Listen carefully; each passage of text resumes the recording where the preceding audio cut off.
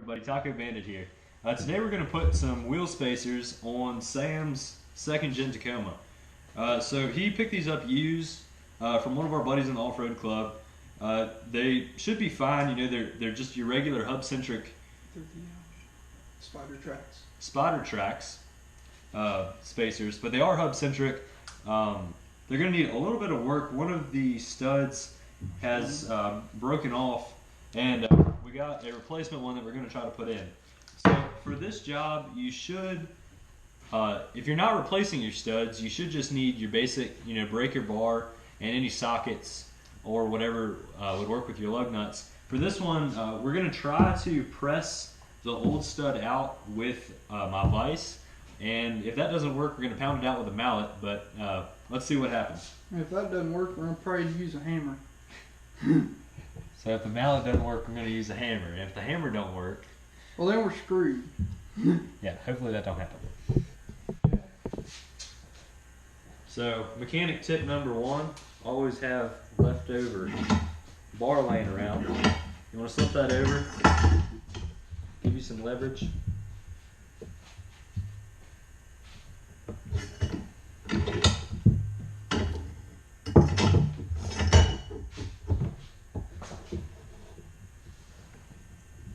So ideally you're supposed to use a press when you do this. We don't have a press. Huh. Well, where'd that piece go?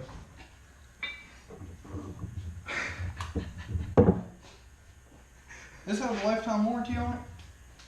Oh wow! And sometimes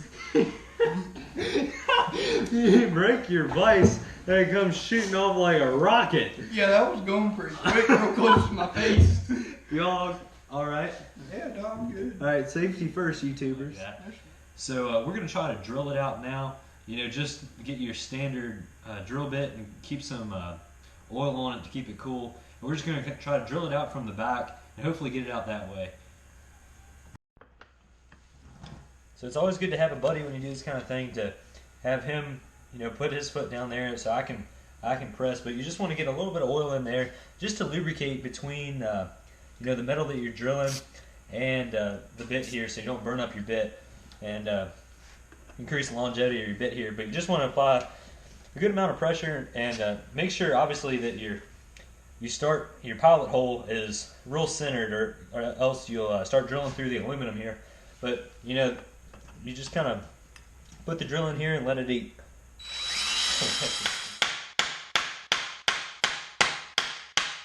Boom. Woo! Boom goes the dynamite. Okay, so we did get the stud removed. We did a combination of drilling it out and then hammering it out. Obviously, if you had a press or some access to heat or something like that, you'd probably be a little bit better off. But to get this one back in, basically what you want to do is put it back in the hole where you just removed the one, and it will be fairly tight because it has these kind of teeth on them. And the idea is to put it through here and then draw it up tight so it pulls itself into the hole.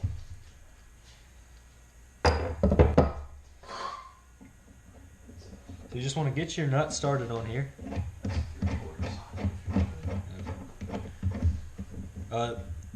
These spider tracks do use 3/4 inch sockets, so they are your standard, not your metric. And basically what you want to do is just get it on there and then just start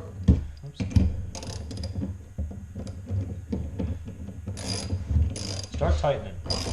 And you just want to continue to tighten until until it's drawn up tight and even with the other ones. Ready? Mm-hmm. Oh yeah. There you go. On my workbench is solid. Yeah. Holy cow. There we go. Get it. Now you may have a brain aneurysm while you're trying to do this. You might bust some capillaries in your eyeballs. But it is imperative that you I've done that before. It's not too fun. Get it tight. Holy cow, man. I'm sweating just holding this thing. Whew. Whew. Pull it out. So a quick walk around to Sam's truck. It's a 2006 TRD off-road with access cab. It has a, what, 2-inch?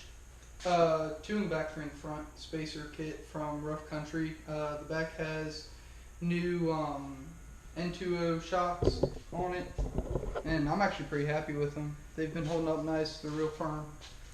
And we actually just finished the badge job on these. What we did is we took some satin black spray paint after we got them off, and then we kind of roughed up the edges to give it that distressed look.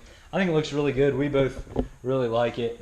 We did it for the front and all the badges on the back. But getting into it here, you just want to grab your floor jack, go ahead and jack it up, and we'll go from there. That car's not cool. Revving like a hooligan. Yeah, we see you, Honda.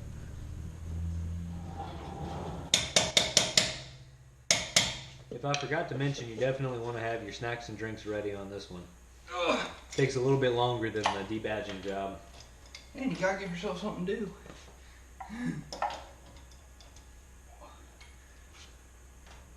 We found that sunflower seeds are a good way to pass time.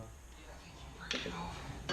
Whew. Now, once you got them all broken loose, we found that it is easiest if you get back with your impact driver or drill or something like that. Most impact drivers do come with a socket attachment, but you just pop your deep socket on there, get them on, and you can spin them off a lot faster than you could with a breaker bar. Now, sometimes they do get stuck in the socket, and that's really how it always works.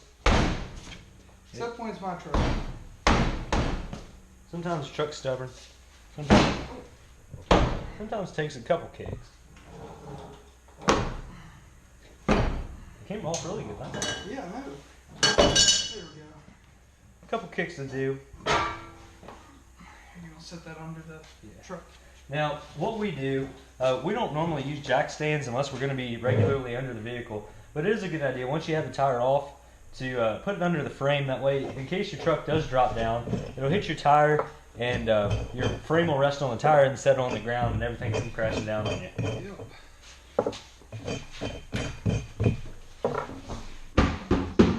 Also, just a tip, anytime you're tightening anything down in a circle pattern or on heads on a motor, anything, you want to do it in a star shape. That's going to apply the most even pressure around the whatever you're tightening down. So like if you're doing heads on a truck, you're going to want to start in the center and move in a star pattern out. So you go top left and then across from the center one that you did, you go bottom right.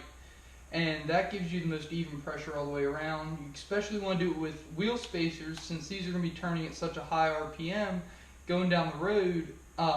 Any little bit that it's off is going to cause the whole car to shake. Tightening your wheel lugs, you do want to go in that star pattern, but basically all you want to do is just get everything buttoned back up, get everything snug like it was, and you should be good to go, and you can drop it back down. Of course, you'll have to do the other side, and if you have spacers to do the back, you'll have to do that, but you're just going to follow the same procedure for all four corners of your vehicle, and your wrench sometimes falls apart. Yeah, it just likes to come apart on you. Everything buttoned back up here. Before we sit down and take it easy for the rest of the evening, we're going to make sure and run out and check everything, get it up to speed, make sure no wheels and tires and spacers and everything don't fly off. And really, the whole truck doesn't vibrate again. Yeah, really, you're just checking for vibrations and everything, and see the ride. But it looks really good. It actually, you can't really tell that much that it's offset compared to the back. Right. Since we only did the two front. Both are out just about as far as your fenders, and it just has a real nice look to it. But it should provide some better traction and should stop it from rubbing inside your fender wells, and you can kind of see where it's been rubbing. We tried to clean it out, but it's also rubbing the upper control arm here. You can see my nice little polished spot. Right. So I'd also like to add that wheel spacers aren't meant to be used for the life of your truck. What wheel spacers do is they're moving the center, so all the pressure that's being put on your tire is being moved to a different spot. So your wheel bearings inside your hub of your truck or car, whatever you're putting spacers on, it's changing that geometry. So you're getting different pressures in places that wheel bearing's not meant to have pressures. So your best bet is just to get completely new rims that are going to give you the offset the wheel spacers do. I don't have the money right now to afford rims because they're upwards of $500 for a set of 4. So I got the wheel spacers used for $40. It'll work until I end up making enough money to where I can replace my rims from the painted black stock ones to something a little bit cooler and something that's not going to wear down on my wheel bearings and the geometry of my suspension as much. But back to that point, we do have to do something because it is rubbing inside, and you don't want to tear all that stuff up either. So for just a temporary job and that sort of thing, these should be more than enough.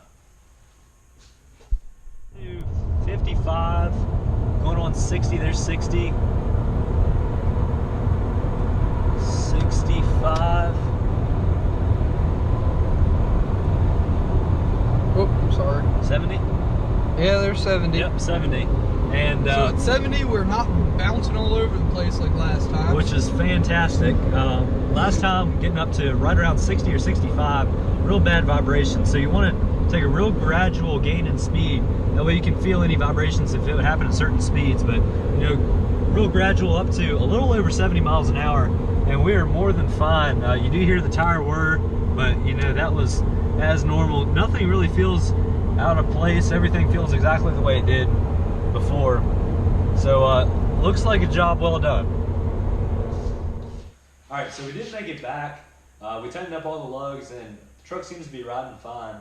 So we're both pretty much ready for a break, and we both hope you found this video entertaining.